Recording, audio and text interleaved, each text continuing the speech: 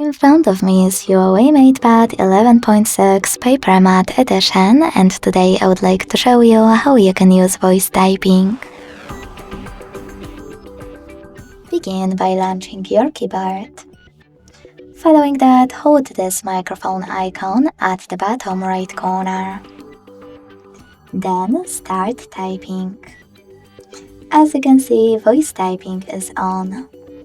If you want to stop, tap on this button. And to start again, click on it one more time. If you wish to go back to your standard keyboard, use this X at the bottom left corner. Thanks so much for watching. If you enjoyed this video, leave a like, comment and subscribe. Bye!